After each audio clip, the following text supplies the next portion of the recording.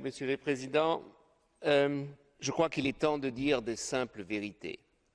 La simple vérité est que ce n'est pas en bombardant avec des roquettes Israël ou en faisant des attentats à Tel Aviv qu'on arrivera à un État palestinien. Ce n'est pas en continuant les colonisations, ce n'est pas en continuant de ne pas donner de perspective aux Palestiniens qu'on arrivera à la sécurité de l'État d'Israël. Je crois que ce Parlement doit prendre ses responsabilités.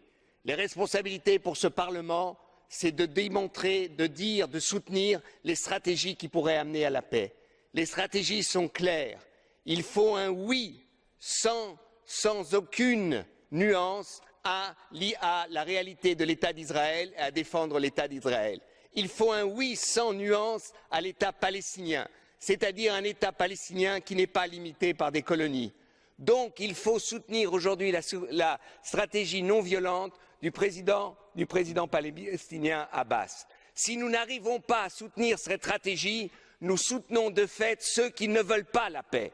Et c'est pour cela que je trouve très bien que dans la résolution du Parlement européen que nous allons voter demain, nous disons explicitement que nous soutenons la stratégie du président Abbas pour aller à l'ONU et de demander la reconnaissance en étant observateur de l'État palestinien. Si nous ne faisons pas cela, si nous ne demandons pas la levée du blocus de Gaza sous contrôle international, eh bien nous n'arriverons pas à pacifier la région. On ne peut pas enfermer 1,5 million de Palestiniens et de croire qu'ils resteront rationnels, qu'il y aura une rationalité. Oui, il est horrible ce que fait le djihad islamique. Oui, c'est horrible d'envoyer des roquettes sur Israël. Oui, il faut que ça s'arrête, mais ça ne peut s'arrêter que si ces êtres humains à Gaza ont une perspective de vie. C'est quand même très simple à comprendre et c'est pour cela que nous disons oui à la sécurité d'Israël, oui à l'identité d'Israël, oui à la Palestine, arrêtons le blocus et soutenons le président Abbas à l'ONU. Merci, Monsieur le Président.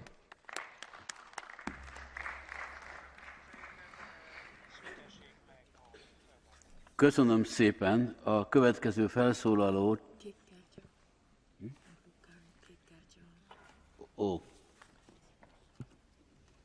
Egy kék kártya, a blue card is appeared. Are you ready to answer? A blue card. Are you open? Yes? Yes, please. I ask the question. Thank you. Mr. Cohn-Bendit, do you think the effort to open Gaza Strip for economic and humanitarian activities is possible without to stop the import of rockets and other military equipment into Gaza, especially from Iran? Thank you.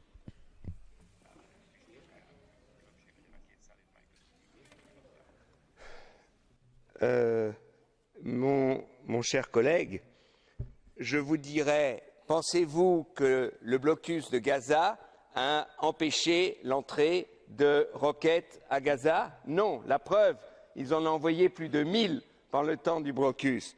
Donc il serait peut-être intelligent aussi de votre part d'essayer de comprendre qu'aujourd'hui un blocus, donc une levée du blocus, un contrôle international de ceux qui rentrent, on fait rentrer des vivres, on fait rentrer des possibilités de reconstruction de Gaza et on contrôle le reste. C'est aussi contrôler justement les entrées souterraines.